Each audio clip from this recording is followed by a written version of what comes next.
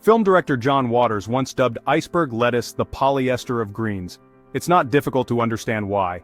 Crisp but bland and lacking the same nutritional profile as other vegetables, iceberg lettuce is often regarded as a last resort for salads. It's probably better tolerated in hamburgers or BLTs.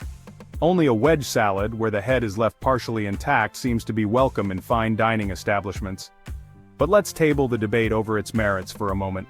If you're enjoying this chilly journey into the world of iceberg lettuce, don't forget to like this video and subscribe for more fascinating food stories. Why is it known as iceberg lettuce? Tip of the iceberg. According to the culinary magazine Saveur, the modern branding of iceberg lettuce was the work of W. Atlee Burpee and Company, a Philadelphia-based seed distributor in the 1890s. The vegetable belongs to a family of lettuces known as crisphead, derived from Batavia lettuce, which was a similarly bulbous and leafy variety, but iceberg was crispier, had more leaves, and sported a durable outer shell. A sturdy ball of lettuce was surprisingly valuable. Most lettuce grown in the United States originated in California, and from there it was shipped via railroad to other parts of the country. Taste wasn't necessarily a priority. A lettuce head that could simply survive the trip was paramount. Iceberg had tough leaves that refused to wilt easily, especially when compared to other soggy, frail greens that went bad more quickly. It was also available year-round. The result? A seemingly exotic vegetable.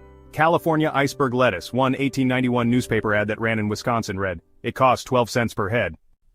Traveling well is where the origins of the name iceberg may have come from, though that's somewhat in dispute. One theory has it that iceberg was so named because it was shipped on mounds of ice, a necessary cooling procedure before refrigerated transport became commonplace. But that may be apocryphal. Helen Rosner, a New Yorker contributor and iceberg apologist, bluntly assessed this as pure American horsish *T, a tall tale spun for publicity purposes by Depression-era farmers. In speaking with Saveur, Burpee CEO George Ball offered another explanation. Iceberg refers to the whitish color of the outer leaves and its crunchy texture, not the ice it was packed in.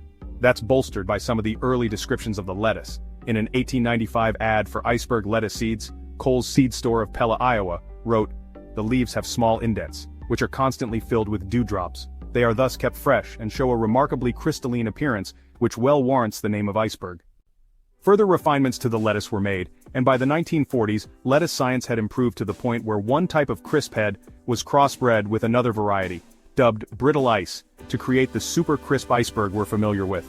Because it was easy to ship and slow to wilt, iceberg became the predominant type of lettuce consumed by Americans for decades. Breaking the ice. Trouble came in the form of the growing influence of celebrity chefs like Julia Child in the 1960s, who shirked iceberg for more flavorful greens like romaine and arugula. Later, the emergence of pre-bagged salad mixes that kept fresher for longer made room for other types of lettuce to get a seat at the table. Coupled with an increasingly health-conscious society, iceberg was unseated as the only lettuce game in town. Does iceberg deserve the bad rap? By some estimates, it does have a lower nutritional profile, perhaps as little as 5% of what other greens pack in. But for people who want to add some crunch to a salad or sandwich, that may not matter. Some even choose to grill or pickle the leaves, though that may defeat iceberg's true purpose: to remain reliably bland, the polyester of greens.